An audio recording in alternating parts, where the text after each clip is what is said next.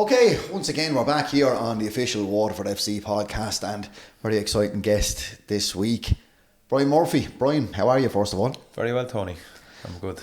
It's good to have you here. It's you were one of the first names on my list when I started this originally last year, so I'm delighted that we're finally getting to sit down and have a chat. I suppose first of all, how are you finding the season so far? Not too many changes from last year. Is it still more of the same? Is it just the workload keeps going the way it was? For me it's been enjoyable. It's a new challenge with a couple of new goalkeepers coming in, obviously with Stevie and Brad. Jason's obviously was here last year as well, so it's been an interesting time getting to know the lads, getting to know the new players that have come in terms of the outfield players as well. So and then I suppose in terms of my role, then it's been interesting because it's a very different dynamic group this year in terms of the goalkeepers, because of a very much younger group. This year with Stevie being 20, Brad 24 and Jason 19. So pre-season was good, tough, and obviously we're into the season now, and you're still learning more and more about the lads every day, and about the team. But in terms of the staff, obviously we've Matt Craddock on board now as assistant manager, and he's been great for everyone as well, and it's kind of more the same, just different season, you know. The goalkeeping coaching side of things, it's such an insular and singular thing versus being I won't say a general coach, but you know what I mean. How difficult is it when you have outgoings of your goalkeeper, even both goalkeepers last year, to like the changeover? Does it start coming into you, or does personal stuff never really come into it, and it's just like I just have to pick up where I left off? No, it's never personal. I've been in this game long enough to know that contracts come and go with people, and people make decisions to move on themselves. Sometimes the club. Obviously, we have Stevie over now, and Brad that was at Cork last year. Stevie's come over from Fleetwood on loan for the season, and you're hopeful they hit the ground running, as well as the boys did last year for us with Sarge and Matt. They've moved on to the pastures new, and that's the way football is. And the important thing for me is that anyone that comes in and works with me, or even when I've done that role, move clubs, that you come in and work hard and you try hit the ground running. I think that's an important thing for a goalkeeper, especially when we have a younger pool of goalkeepers this year, is that they've hit the ground running, and overall they have. Again, there's lots of learnings and there'll be ups and downs along the way, but it's been very enjoyable for my part so far. Very good. Well, I'd like to talk more about yourself and your career. First of all, I had another goalkeeper on this podcast that may or may not have gone out first. And one of the questions I wanted to ask is, at what point as a schoolboy do you become a goalkeeper? Because I don't think maybe I'm wrong, but usually when I was playing out in the street, it used to be you go on goal, you go on goal, you go on goal, and it's an argument almost. Was that something that or was it always for you, well, I want to play on goal? No, far from it. It was actually probably by accident I went in goal. I suppose when I was growing up, I never really played soccer too much on a regular occasion. I'd dip in and out of it, if I'm being honest. When I was like maybe 12 or 13, even when I was younger, it was all hurling and Gaelic football. Right. That was always my first ones. And because I played with Gaeltair and Gaelic football, and I think I was like 12 or something like that, and I was playing with an older team, so physically they said like, you can just go in goal. And I was actually okay at it. And then Dunmore asked me to go down for a game, but I was like, I'll go play outfield, and still wasn't really for me. And then the goalkeeper didn't turn up one day, and they said, do you want to go in goal? And I was like, no. And I was like, go in goal this time. And so I went in goal, and whatever happened in that game, I feel like I must have had a worldie or something, because it kind of developed from there. And even the next year or two, I still didn't want to play in goal, didn't enjoy it, didn't like it. And it just kind of became half good at it, like not knowing what goalkeeping was, if I'm being truthful. Okay. Still was Gaelic football and hurling, and it's probably because I was okay at Gaelic football and decent with your hands and stuff, that it probably helped me with the goalkeeping. So it evolved from there, and I went into Bohemians, and then it probably started getting a bit serious as well, in terms of like, it was the Kennedy Cup year. Yeah. And our year would have had Darryl Murphy in it and stuff like that in our team. And we won the Kennedy Cup that year, and then I started getting trials and stuff like that. So Still didn't take goalkeeping that seriously because I didn't know what it was, and I generally didn't know what it was. And then it wasn't until I was introduced to Giles Cheevers, who was involved with Waterford a number of years ago. Now was in America, and a great fella, and introduced me to goalkeeping properly in terms of training.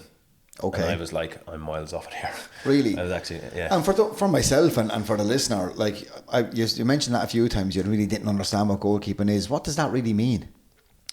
I suppose what people see on a match day is they see a goalkeeper for 90 minutes touching the ball probably 10 or 15 times, 4 or 5 times with your hands, and probably maybe 20 odd kicks in the game. People see, and then you make a mistake and it's like, oh, what are they doing? You know what I mean? But the detail we probably put into goalkeeping we do hundreds of repetitions every week in terms of dives, in terms of actions. Like, you're looking at always the small detail. It could be a hand position, it could be a movement, it could be a step, negative step, positive step to create the dive.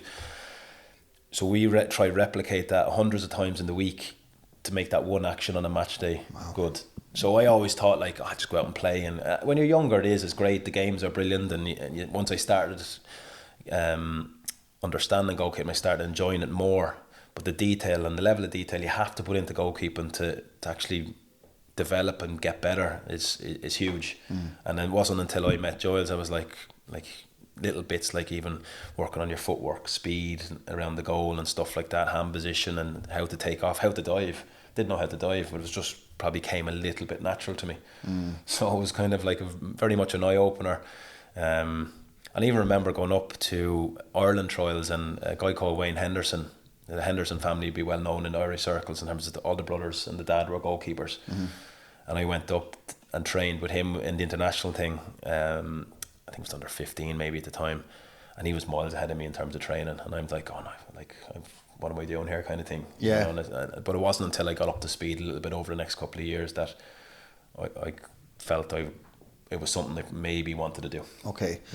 And it's mad to hear that kind of that was your journey. But you're at that time, like, say you go up to Dublin to train, you feel like you're miles off it. Are you doing trials during all this time? Are you still over and back? Yeah, I would have gone on trials a couple of times. I always remember my first trial, I think, was Middlesbrough, and it was probably because of the Kennedy Cup. These lads in long coats come up to you. That's right, yeah. Have a chat and say, "There's your card. You're interested?" And I went over, and I think my first ever trial, I think I was like maybe, I was probably 14 only. I'd say it was just after the Kennedy Cup, I think. Yeah. And I went over and I trained with the Middlesbrough, I think it was like they're under 16 or 18s or something like that, and I was like, I went over, it was a different level, and I was like, oh, like literally felt so out of place. Wow. And obviously didn't get a call back. Yeah. So, you know, but I went to a couple of other places, Nottingham Forest, Wolves, Man United a number of times. Wow. And then obviously Man City and stuff, so it progresses from there, really. Like, so I mean, that's like, I remember the very good players of my age group, and I'm only a couple of years behind you, all going over, because that was the big thing at the time. The lads would play Kennedy Cup, they get a few trials, and all of a sudden then there's who's going to go over, and they either do or they don't, obviously. But that's not necessarily the case now. It's so different because they're not allowed to sign until they're after 18 and stuff like that. But look, listen, that's an incredible list of clubs to be trialling with, when like the names. What was it at City that made that the right fit versus the others?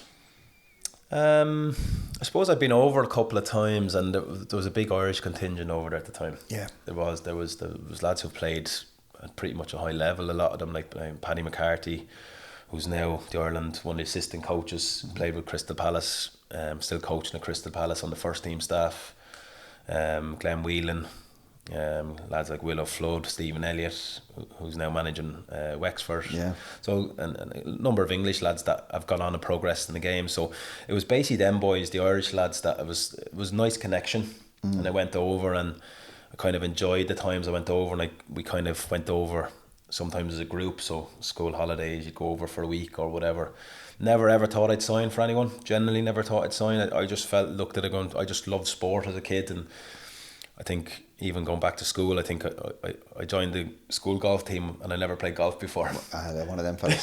So, but I think I only went once. It was a day out, but you know what I mean. So I always just loved sport. It's hand-eye coordination with a lot of that as well. A little bit, yeah. Like, and I just really enjoyed it. And I was like, going off a couple of days away and come back home, and I get back to school and go back to playing for my club, and that was it. And then it wasn't until I got offered the contract that I was like, right, I have a decision to make, you know. And I was like, well, I can give it a go, and if I'm not enjoying it and it's not worked out, and come back in a year and finish school and whatever else. Are you finished playing GAA at that stage, or were you playing GAA as well as football the whole time? No, I was playing GAA all right up to probably the week before I actually went over. Yeah, like how did that go down? Were they trying to? Not really. I suppose they were probably. I remember playing. I think I remember telling them that I was going, and look, there's not much they can do really at that time. My decision was made, and whether it was right or wrong for me, or like I thought it was the right thing to do for me. I think I played a senior football match 2 weeks before I left, and I don't know, I'm sure there's lads that were annoyed that I went away, but sure, I had a choice to make in terms of what I wanted to do to progress, and I just felt if I didn't take the offer now, that it would probably go away. It would never happen. Yeah. So it's a very similar story to Podge actually. Podge was very similar. I think the first ever episode we did of this podcast, it was Podge, and he was saying very, very, very similar things. Multi-sport athlete, playing a bit of even playing. I think he was playing intermediate under a different name. And was playing, so doing all that kind of stuff. That was very much a done thing. Yeah, and of course it was. Of course it was. When you go over, then you sign. Times were like, again, it's not that long ago, but times were so different. Like, I mean, I moved out of the country in 2008, 2009, and even then it was very, very difficult to stay in touch at home. And this is a couple of years on, even after you went over. Was it a culture shock, or was it something that you took to straight away? Stop! It was talk about a culture shock. Obviously, I went over to Manchester, and Manchester's a big enough city, a nice city, lovely city. I was a farmer's son from Waterford, and not from the country, but not the country. No, it was kind of like I'm on the airport road. It's hardly like back of nowhere really, but it was a huge culture shock. It didn't hit me.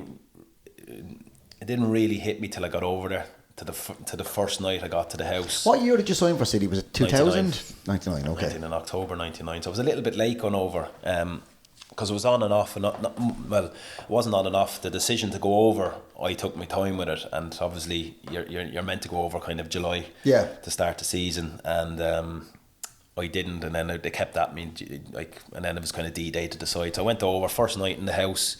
I was told I was going into digs with Paddy and another lad, an older lad, and I went into the house on my own, a different house. Right. And there was a lovely lady and her son there, and kind of felt sorry for her in the end because I was gone the next morning, but I remember in the room bawling, crying and going, I made the wrong decision, ringing my family on the phone and going, before mobiles I think it was, before I had a mobile anyway, on the house line, on the landline, saying I need to go home. I said I've made the wrong decision, you know. And then parents rang the club and they kind of convinced me to stay a week, give it a week turned into 2, 3, 4, and then you get comfortable. Now the homesickness never went away. It just got easier because I was moved into the digs with the lads, and you kind of have people to bounce off, and obviously you start enjoying it. You get into the training mode, and it kind of develops from there. And Manchester City of the time were not the Manchester City of today, but still a very big club.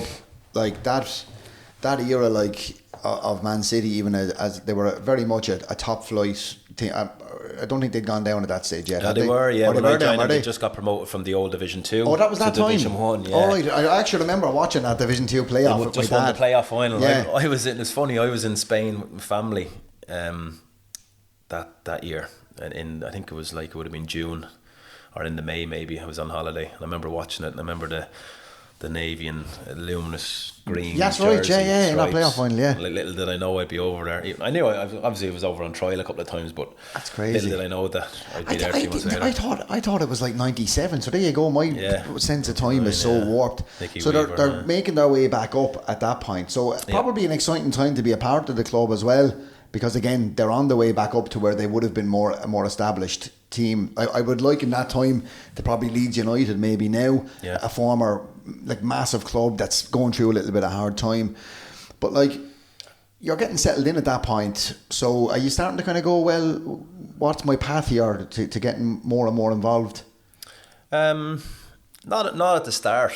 I was probably just happy to be there. Yeah, how old were you? 16, 17? I just turned 17. Yeah. So I was 17 in that May, so I was 17 and a bit. So, no, I never looked too far ahead, Tony. And I probably never did in my career. Never looked too far in terms of, I kind of was more in the now and in the moment in terms of what I was doing then.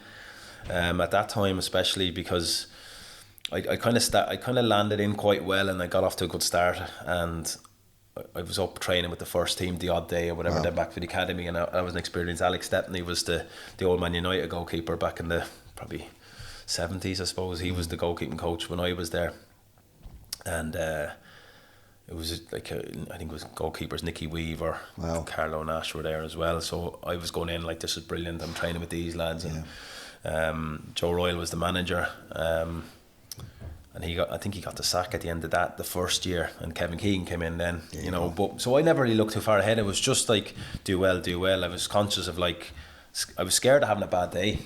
Because you were around good people and good pros and good players and stuff. So you didn't want to be the young lad dragging everything down, and that was kind of my mindset.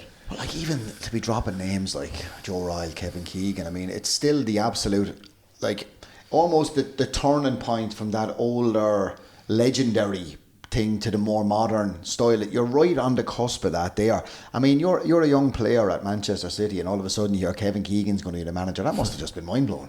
Yeah, like I still say to the day, as a young player, like he had probably a massive influence on me in how to present myself, how to work every day. Because I remember the odd day, like at this stage, Peter Bonetti, the old England goalkeeping coach, Peter has passed away now, unfortunately. Like, but an absolute gent. But the odd day he mightn't be in, and the manager would take the goalkeepers for a session. And when I talk about a session, it was just like an absolute blast. Like you'd be blown out your backside and that. Like, and I remember coming. I always wanted to impress him and stuff like that. And that. And we did a session one day, and at the end of it, he just said to me, and I hadn't really. I don't think I'd been involved with any of his teams yet in terms of first team or games or anything. He just said like that. He basically just said to me like, you work that hard, you get yourself a career. And that stuck to me to this day. Is like, hard work will get me into my next contract, and I still kind of put that idea in young goalkeepers now. Is like, it's every day matters. Yeah. For me, it certainly does, and it certainly did when I was there, and it evolved with him, and then I started getting involved. Lucky for me, there was an injury, and then I was on the bench a lot that season. They got promoted. They ran away with the old first division, now the championship, and I was on the bench around all these people, and I was like, still hadn't a clue what I was really doing there. Yeah. But I was in awe of everything, and he had a great influence on me, and just in terms of how I should be every day. That was around 2001, that kind of time. Yeah, 2001. Yeah. Yeah. Oh my God! And like, what was that experience like? I mean, not just like be in the Man City senior team, but to be, like, as you said, sitting on the bench a lot during a league winning side that gets promoted up into the Premier League. I mean, an incredible experience, Brian. Yeah, unbelievable. Like, and to be given that chance to learn that way off some of the people that were there, like, you know, it was incredible. And there was winning habits, and it was like, again, I was the young goalkeeper in there, and I was doing my best to survive more than anything, and then hope that I'd be picked the next game to be on the bench or whatever, and I was, and half of me was like, please don't come on, please. to Weaves, I was telling him again, don't get injured today, you know what I mean? So I'm like going, as much as I was there and I was developing as a goalkeeper, obviously in my head I wasn't ready, you know, and that was the big thing. But it was just really enjoyable. And then obviously they got promoted into the Premier League, and again there was an injury, and I was on the bench at 19 years old in the Premier League in St James's Park in front of 50,000 people, and again you're like, don't come on. And Carlo Nash played that game. I remember he made a mistake. Shearer closed him down after about a minute, and I'm looking at like, oh Jesus, hopefully he doesn't go under here and something happens in the game, because like it's daunting as well, like as a young goalkeeper. Now the game is very different. The confidence in 18, 19 year olds now is, for me, is very different. Like, but I always felt you have to earn it, and over time I felt I did, and you kind of find your place in the group as well.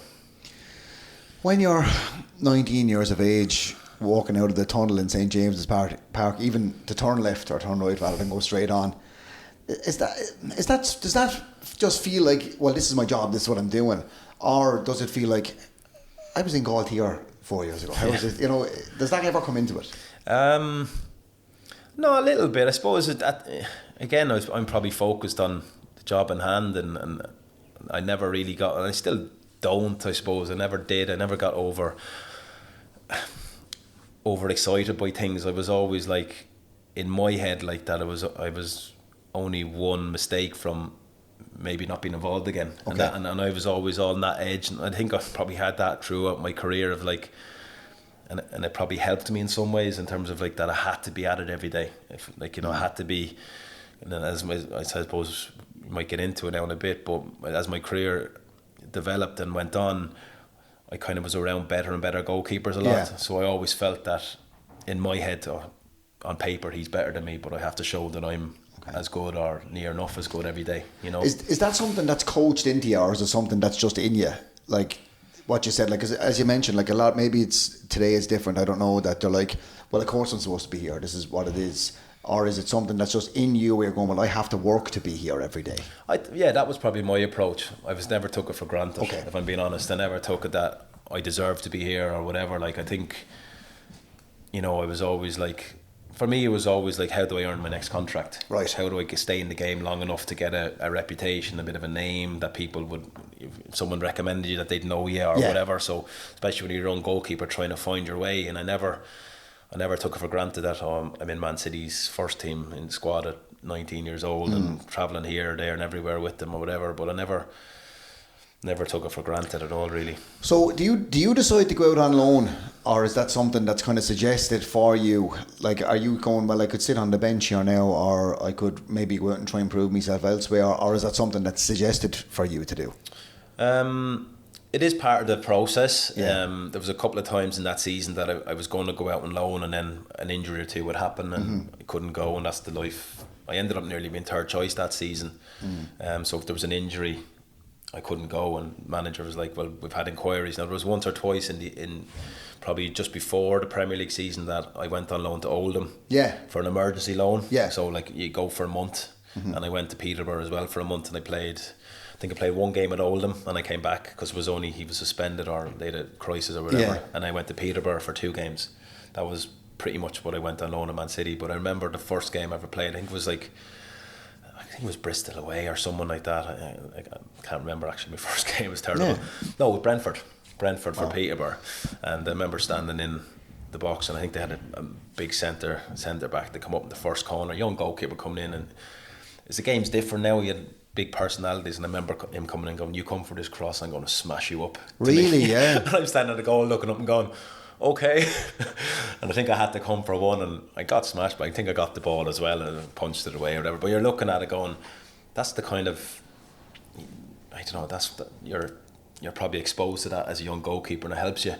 Like, you know, you want people to push you, and they're going to push you at that level, and they're going to find a weakness in the opposition, and a young goalkeeper is probably the weakness. And it's funny you should say that, because I was at a game myself a while ago, a Blues game with a lot of the younger lads playing, and I had commented to possibly yourself actually, and a few of the other staff, I was like, I wasn't really happy with the opposition. They were men, they knew they were playing younger lads, and pretty much everyone I said it had the same response as what you said, like that'll be good for them in the long run. Yeah, like it's probably the same in our club now in the academy. Over time, you want the better players progressing either into our first team or they get that experience to go out on loan, you know what I mean? Because playing first team football as a young lad will bring you on night and day, and you'll find most lads will find their level in football anyway. Some will progress and go higher, some will naturally drop away and fall out of the game. But until you get exposed to that, you don't know the reaction, and it might go well, and there might be ups and downs, or it might just go awful, but that doesn't define you as a person or a player. That's about that's your development plan, and obviously you're hopeful that they come back a better player or they progress with our first team. And that's the same probably for every club in the world, really, that they want their best players being exposed to kind of things that mightn't go exactly their way. Very good. And that's the side of coaching and the side of football that we just don't see as viewers of the game. We sat down before and I was kind of going, where do I even go? We could go. This could literally be probably a Netflix series. You have such a storied career. Talk to me about some of the places though that you played that you felt most like. Obviously, City huge in your development and stuff like that. But some of the places that you felt most at home or most attached to as clubs. I suppose the most attached I felt the most in, probably the most I enjoyed it being at a club was probably Cardiff. Okay. I suppose it was a good feel about the club. It's a nice city. Yeah, beautiful. Everyone's like, they're sports mad as well, and they'll back you left, you know, whether things are going good or bad or whatever. But it was mainly the group of players that you walked into. So my wife, girlfriend at the time, she was over with me in Cardiff as well, and we had a nice experience there, and so we made some great friends there, and it was kind of like the whole culture, the dressing room. So I remember going into Cardiff and it was deadline day. Okay. And in 2016, and it was on off all summer, and I nearly signed for a club back in Ireland, and I didn't, and obviously I was deadline. I got a call, can you get over to Cardiff, signed or whatever, but they were like second or third bottom in the table at the time. Championship. In the championship. Yeah. And probably walked into a difficult dressing room, and I've been around difficult dressing rooms like in QPR and whatever else in terms of personalities and whatever, and I was like, geez, very quiet when I walked in, and but the way they did training over there for the first bit with the manager was like they were in every day, and it was like the players, like they weren't used to it, and there was like a lot of tired bodies, whatever. So went on for a while. The manager got the sack, and then Neil Warnock came in, who I had at QPR. Yeah, Neil's a character, obviously, so straight away, you know, him coming in, you're going to get a lift, because suddenly the lads will be in later on a Monday, they'll be off on a Wednesday. He'll give them weekends off and stuff like that to get a performance. He's very good with players and knowing what's best for the players. It mightn't suit the training over time, and it probably didn't suit the Premier League when we got promoted with him in terms of like the tactical side of it, but very, very good with players. And then suddenly we get a lift. And I remember after a couple of weeks, he goes to me, why haven't you been playing? I was like, well, I was brought over to be kind of the two younger goalkeepers. I brought over to be the senior one to kind of help the group and whatever. And he goes, Marge is telling me you're training well. And he knew me from QPR, knew I always kind of worked hard or whatever. He goes, I'm thinking about putting you in. And I was like, all right, okay. And he didn't for a week or two. Then I dislocated my finger. And it was actually funny, the day after dislocating my finger, brings me, I'm starting you Saturday. Yeah. No, he did. He started. He was like, Gaffer, I've dislocated my finger. And he goes, fuck, I forgot. Like, yeah. So I was out for about a month. Results still were touch and go, but performances were getting better. And then I was fit, and then he just said, I'm going to play it. And I went in and did well. I think I played the next 10 games or whatever with him, and then I think we won 6 or 7 and drew 3 or 4 or something like that. And it wasn't just down to me. It was probably he wanted a change, and I just maybe brought that bit more of stability with the lads in front at the time. Yeah. From then on, that group of players evolved and developed, and I just really thought like that. It's just the lads, like whether win, lose or draw, you'd have their back all day long, and I think that's an unbelievable sign of a strong dressing room, a strong group of people. To go through that, and we finished the season quite well that year, and then the next year, like we literally hit the ground running in pre-season, and I think we won like the first 6 or 7 games in the championship, and ended up that season getting promoted to the Premier League. Yeah. And like we were probably an average footballing team. Let's be straight, if you're involved in Neil Warnock team, you're not going to be the nicest footballing team on the eye, but we were effective, and the lads were unbelievable that year, and it was kind of surreal really for the club, where it had been the year before to get promoted to the Premier League. That must have just been an incredible experience. Yeah, like I've been lucky enough. I've had a couple of promotions and stuff, but that was, for me, that was really, really good. That, you know, I had a promotion with QPR 2 years before, but that was really special just because of the group of people. Like, and especially coming in, like you said, saying like you were possibly going to sign back in Ireland. Yeah, you go to be a kind of as you said, a mentor. At Cardiff, when they're looking at League One football, and then all of a sudden 12 months later you're a part of a squad that's gone up to the Premier League. It was fantastic, like, and it was a lot of hard work and effort from everybody. And the one nice thing though about it was a family feel of a club. So I was at QPR, and like if you socialised with more than 2 or 3 players in the season, you'd be doing well. But it might be the same 2 or 3 people every so often or whatever, or met up with them or whatever, but everyone's just spread out doing their own thing. So many different divides in the dressing room in terms of language barriers and stuff. And you know, but I think like it's hard not to get into that when you're saying like you're obviously Neil Warnock, a legendary character in football. Everyone loves or hates Neil Warnock. Like that's just what it is. He knows that himself, I'm sure, from interviews I've seen with him. But at QPR, you mentioned like there was the voice of people in the dressing room. In what way? I suppose QPR would probably be the working class club in London. Yeah. Like you have Chelsea down the road and you have Fulham around the corner, all nice areas, and QPR was always the one where it was like never really in modern years nearly kicked on or whatever. But I think the club, like there was a divide because when I came in, the club had just got promoted. I'd left Ipswich and I was asked to go there, whatever, to be number 2, and I was like, brilliant, it's like great to be involved back in the Premier League and around them kind of squads. Yeah. But the club, when Neil was still the manager, Neil now got the sack 6 months later, so suddenly you have lads that were probably on X amount of money that got the club promoted, probably got better contracts that following year, but then you had different personalities that they had to go after more quality. Sometimes the quality isn't always the best for the group, and the money was like the lads that were coming in were on 2-3 times the money that the group were there. But so over time, the lads were on the lesser money were still working really, really hard, and the ones that were coming in, you could see that they were just not. They were turning up late for training. They'd be, you know, they just didn't look like they cared. Some of them, like, you know, and then obviously the next window it got worse again. So you had like maybe Portuguese speakers in one corner, you had English in the other. Yeah. And then it was like I was just stuck in the middle. I was like, I kind of tried to get on with everyone as best you could, like, but you could see the divide, and you go in the dressing room, and it was awkward at times, really, really awkward. Like, am I right in saying this is around the time Joey Barton was there? Joey was heavily involved in a lot of that. Yeah. Jabril Cisse, there. Yeah. That was a lot at that time. Jose Bazingua, that came from Chelsea. Yeah. A lot of these boys, being honest, they were enjoying the lifestyle in London, and you could see that when they were coming into training, and it just wasn't a good place to be. And funny enough, that year we'd stayed up that year. We were like awful.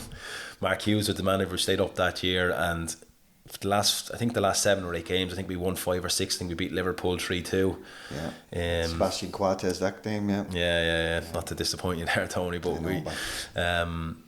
we stayed up. Last day of the season, Man City won the league. That's right. And we stayed up thanks to John Walters, who obviously worked for this club before. Right.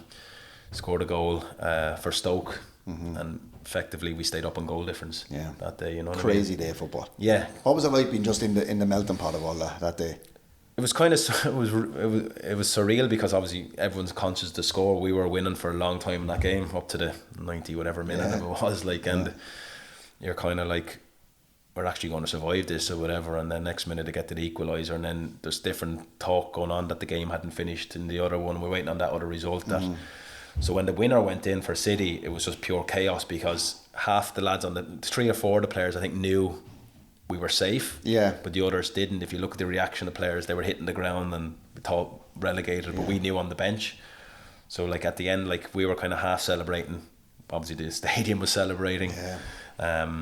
So it was just mental, really. It was just mental, and then obviously we were delighted just to stay up, I suppose. But the club got a little bit worse after that. For sure. I think that was like, not that I know a hell of a lot about QPR, but it would seem like that game, that season, was the kind of almost tipping point for, up to this point at least, as a club. Yeah. Not that I'd be remiss not to ask about this, but Joey Barton got sent off in that game. Yeah. And that was just an insane moment of seeing red. He's still trying to justify it to this day from what I'm seeing. Yeah. What's it like going into the dressing room? I think that before half time or around that time, was it? In the first half? I'm trying to think. No, it was second half. Was it the second half? I can't remember the exact time. But like it's not even for the tackle. It's just for kneeing a fella in the, you know, what's, and like, does that even get mentioned afterwards when there's so much on the line? Not at that moment, because obviously we survived. Maybe if the club got relegated, there might have been more words said. But I think with Joey, look, I went through Man City's academy with Joey, so I knew what kind of character he was, and he can be, you know, when you know him, you're fine with him and stuff like that. You'll still have words the odd time or whatever, and you have a different opinion, and Joey has an opinion on a lot of things like these days, as people probably full well know, but obviously everyone knows the story that Bobby Samora's in his ear going, take someone with you or like whatever. That's right, what I mean? So I don't know. Bobby said he meant something different, and Joey took it literally and stuff and that. So no, it was just surreal, and I said like it was just a weird club, and then club gets relegated the next year or whatever, and stuff like that, and we got promoted the year after because managed to get a good group together. With Harry Redknapp and you know, Richard Dunn came in. Like Richard Dunn, he was in the year before now, albeit, but different characters and just lads that knew how to win, and we went up via the playoffs that year. Yeah, that's right. Yeah, Bobby Samora again, 92nd minute winner. Like we were down to 10 men for most of the second half. And it was just again a surreal day. Like, so from the club going from disaster in for a season or two, like the money they were spending was enormous. Like they brought in Rio Ferdinand at that stage as well. Rio came in. Julio Cesar came in as the goalkeeper. So like that summer, Rob Green came in. So Rob was told he was going to be number one. Mark Hughes told me, he said, look, we might be looking for another one. Are you happy to be 2 or 3, depending on what happens? And I was like, yeah, look, I'm delighted to be here and work hard, whatever. Yeah, no problem. Probably should have backed myself a bit more at times, like contracts, you know, and stuff. But no, but it is what it was. Like, I wasn't going to rock the boat because I knew my place a little bit. Yeah. And probably a few weeks into pre-season, Greeny's come in on probably a decent contract, and then we went away to Malaysia, and Rob probably didn't have the best of pre-seasons, and then there's whispers the week before that Julio's coming in. We're like, yeah, good one. He's going to come over here. Like, you know, he's won the World Cup and league medals, whatever. But Julio comes in, and the week before the season, I think, or something like that, and Rob's just heads falls off and go, what's going on here? Like, because he was obviously told that he was going to be the first choice. So Julio comes in on probably doubling what Rob was on. You know, he had a nice apartment over Harrods in London, and Julio was a great lad, good goalkeeper, but again in retirement mode, you know, and that probably didn't help the club that year either, you know. Yeah, and how toxic is it? And I hate using that modern Twitter word, but how toxic can it be to a dressing room? Like, because we've spoken about a couple of the clubs you played for, but it was only even a brush of mention of QPR that immediately brought the dressing room up for you. Like, how detrimental is it, is probably a better word, to a football club when there's so much of that going on in the dressing room, so many personalities like that? It's huge to anyone, Tony, to any business, to any, like, if you have them few that are just trying to, I wouldn't even say cause trouble, but just not put in the work. Like if it's, I'm a massive believer of your dressing room has to be so good to, it doesn't matter, like, you can have the best 11 players in the world and they don't get on, you'll start seeing things happen over the course of a year. It's not like maybe now, it's maybe in 6 months' time and stuff like that. So your dressing room's so important, and I think anyone that's been around that will agree in terms of, like, if you have a good dressing room, you can get through it. Like, I've been relegated a couple of times in really good dress, like the Cardiff dressing room the following season we got relegated. Yeah, there was none of that. It was a brilliant dressing room right up to the end, you know what I mean, and it was we just weren't good enough. You know, I was going to say, do you kind of, does it ever come to a stage where you have a harmonious club and dressing room, but it's just not happening for you, and you're able to accept that? Yeah, I think the big thing is the fans could see that as well. At QPR, the fans knew, like they're calling everyone mercenaries and stuff like that. But at Cardiff, they'd be disappointed with results, and you might get a little bit stick, but they never questioned effort. That team would run through a brick wall for the club and for each other, and they did right to the end. And even if you they brought in a couple of foreign players that year or whatever, like, they're forced to buy into it then because the dressing room's that strong. Like, right. You know, we like brilliant leaders, and your captain with Sean Morrison, who was the captain for a couple of years there when I was there, and big friendly join Sean is like, but everyone liked him, and that's a huge thing as well, and they respected him, and I think that was important. I think the dressing room that year for me was the best dressing room probably I've ever been involved in terms of, like, just being together and actually just being a really, really good group. Yeah. You mentioned, working under giants of the game, Harry Redknapp, Mark Hughes. I mean, like, what a player he was in his day. I mean, and a storied managerial career. Neil Warnock. Does any of them stand out to you as being like influential on you as a player or just as a man? Not necessarily the three I've mentioned, but people who you've worked with along the way, because there's so many names that you've worked with. For me, it was probably at the early days was Keegan, probably, in terms of like what, like, even not just with me, you could see him around the young lads. He used to do this thing like football head tennis, and he'd make sure the young lads were involved in it. Like, it'd be inside, and he always believed in it because it'd work on your touch or whatever, and he'd make sure the young lads would play, and not just with him, he'd play with the other players, and they'd have to get involved, and he was just really good with all the young lads. I think he had a soft spot for the Irish lads as well in a lot of ways, because there was a few of us around that time that were probably training up with the first team and stuff. So but him, like, obviously I was disappointed with some managers in terms of what I expected and what we actually got. Yeah, I try not to stay on negative stuff on this, because the people probably want it for, clickbait and all that, but it's not really fair, I don't think, to put you or someone else in that kind of a position. But I think it's fair to generalise it. Yeah. Is there disappointments like that, and how does it, not how does it feel, but how do you deal with that, I suppose, when you think someone or something is going to be a thing and it's completely different? It's probably your own personal thoughts at times. Like, I think sometimes it's down to how they are on the training pitch. Sometimes you've heard stories about what they've done before, and it's just not quite clicked, or they're not quite the same person that you thought was, or same manager that you thought you were going to work with or whatever. Yeah. And it happens for different reasons, different pressures. Some of them were very good. Some were very good. I never really had to knock on a manager or too many times of, like, why aren't I playing? Like, I think I already knew the answer, right? Like, and it's probably the one criticism I would probably get when I initially came home, is like, oh, well, I didn't play loads of games when I went over, and I get that. But then when I look at the level where I was at and the goalkeepers I was playing against or up against every week in terms of training and whatever, I think I did unbelievably well to stay where I wanted. And I wanted to be at that level, Tony, if I'm being honest. I wanted to push myself and play and train with the best as I could every day. And I always made this quite young when I said if I had to go around the lower leagues in England, I'd just come home.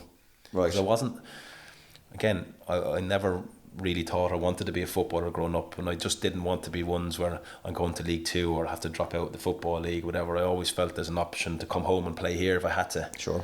And I did do it. And proven that, yeah. And I did do it, and I went back with Bowes, and it probably reignited my career in terms of getting back over to England and stuff. And that was probably, again, 2 or 3 years of unbelievable kind of things happened on the pitch in terms of results, winning things, and it was brilliant, and you kind of get a feel for that. But I think over time, you just want to be the best version of yourself really every day.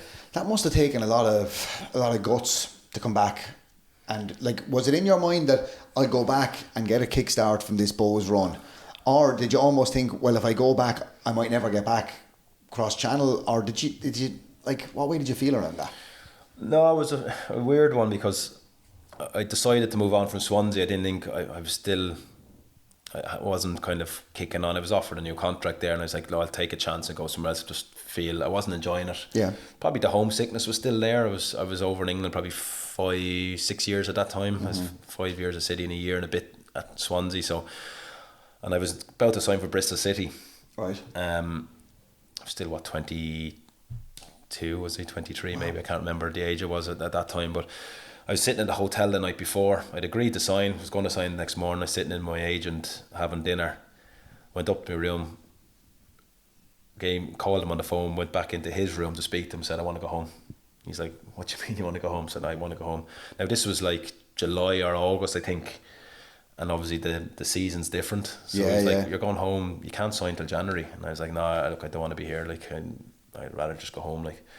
So I went home, and not to finish up football, I wanted to go play football, but I was prepared to wait. I wasn't like going to walking away. So I had a couple of chats with a couple of clubs and ended up signing for Bowes, and probably didn't look back after that really. Yeah, honestly, I really admire it, because I think, especially at that time, and probably even today, if you look at a player on the outside who's coming back, and it's considered, within I suppose the online discourse as, you know, coming back here from over there, you're almost expecting then, oh well, he'll knock around the League of Ireland for a few years and that'll be it. But like your career kicked on after that. Like, I mean, think about all those moments that you've been through since you came back to Bohs. So like, I have to say, I found it an admirable move on your part. Talk to us though about winding it down and coming back home, like home. When did that become an option or something that it looked like was going to happen? It was around COVID time. Just before, yeah.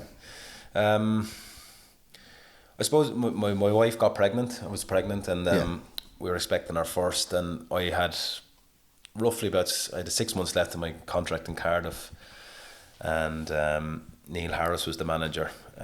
He was previously just last one. I think he was at Millwall. I think he's finished there now, but he was the manager, and I was kind of looking at it going, well, I'm 37. Like, in reality, if I get a contract, it was going to be another year at most. There was no guarantee I was going to get one at Cardiff. I might have to move. Did we want to move as a family, which it would have been a family at that stage? Then Rennie rings me, goes, "Are you thinking of coming back?" And I was like, I am now, kind of thing, like, you know. So it kind of evolved over time and over a number of weeks, and Rennie was on the phone to me on and off, like, and like in reality I probably didn't explore too many other clubs. I don't think many clubs knew I was going to come back, being genuine. Like, I was kind of, afterwards I think was out with the blue for people, but I was on and off the phone to Rennie, and then it was probably the end of January he said to me, like, what do you want to do? And I was like, right, let's do it, like, you know. And I came home, I have the house at home and stuff, like, so it was a kind of an easier transition to go, right, well, we have something set up there and whatever. So Rennie kept calling me going, don't come back yet, we've no squad. You won't enjoy it, I don't want you to walk into this kind of thing. So little did I know what I was getting myself into. Then probably 4 games in, COVID comes. I mean, look, that was what it was, I guess, you know, but you did get to at least, you know, have a little run after that as well.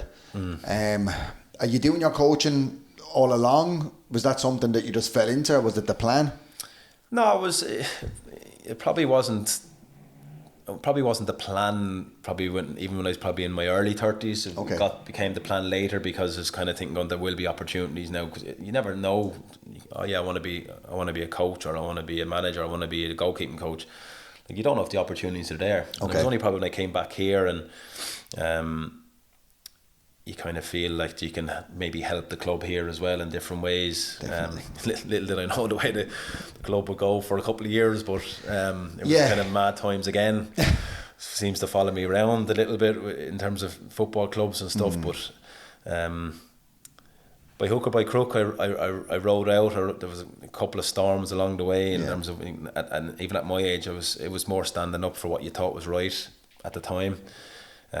Could I have left? Could I have gone on? I've turned down 4 or 5 different offers in 2 or 3 years while I played here, to go to Dublin clubs, and probably whether it was stupidity or loyalty, I kind of said no. I feel like I have to stay in and do the right thing and help the club, and that was kind of my mindset with it. And we definitely appreciated that, by the way. I can speak from the fan base and say that. But no, it was a huge surprise, I think, when the news broke that you were coming back. Everyone was very happy, I think, and it was great seeing you line out for the Blues. It was really, really good. And like, I suppose at once, like, you've obviously just said there about your loyalties and staying despite the offers. At what stage did it become apparent that you were going to transition to be a coach on the team then?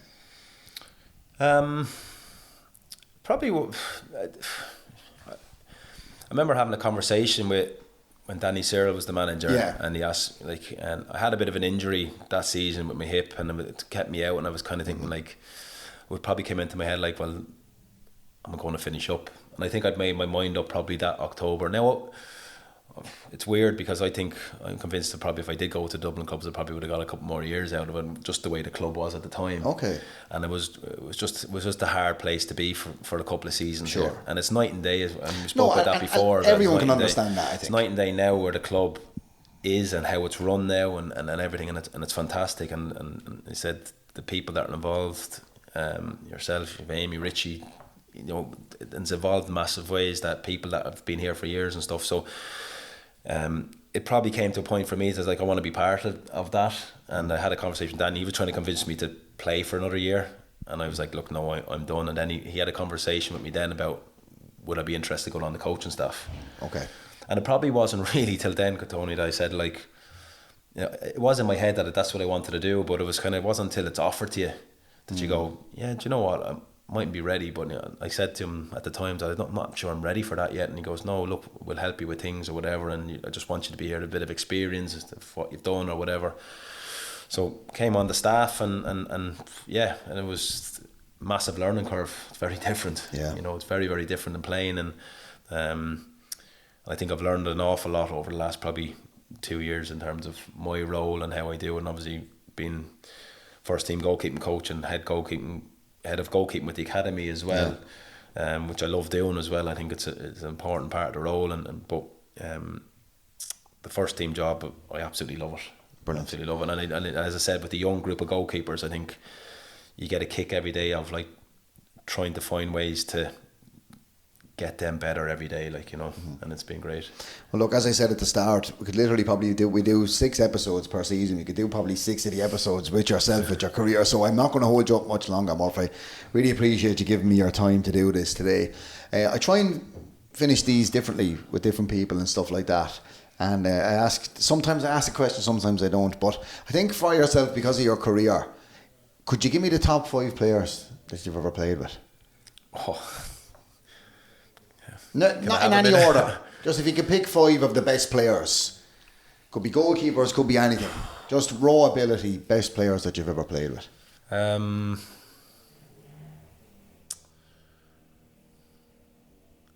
have to think about this for a minute. And I like to catch people on the hop when they do it as well. Yeah, I'm not sure I'll get to 5 this quickly, but Nicholas Anelka, definitely one. Wow. In terms of Man City, like, I did finishing with him a lot as a young goalkeeper. I never saved the thing. You know, he comes across as Le Sulk, as the nickname for the years Arsenal and whatever, but he was just a quieter character and like incredible athlete and a very good footballer. Richard Dunn for me. Dunny, like, he's like a magnet head to the football and when it goes in the box. Probably in terms of Irish players, like, I've obviously trained with Shay Given, and Shay was probably very up and down with his training with Nichols, and when I went into Ireland camps with Shay, he was more like, he was my idol growing up. When I went to train with the Ireland, so that was unbelievable. But he was unreal in training when he was in a full training session. It was incredible to watch, like, and you're kind of like, whoa, I have a bit to do here, like, you know, and that was unreal. Robbie Keane, again, another Irish international. Oil Berkovic, I remember him at Man City. It was unreal at the time, but I think that's 5. I think you got there. Did I? I think so. 5. I'm probably jumped the gun with 1 or 2, but well, look, to be honest with you, we'd struggle to get to that kind of pedigree with anybody else. So I appreciate that, Murph. Listen, thanks very much. Best of luck for the rest of the season. Thanks, Tony. Thank you.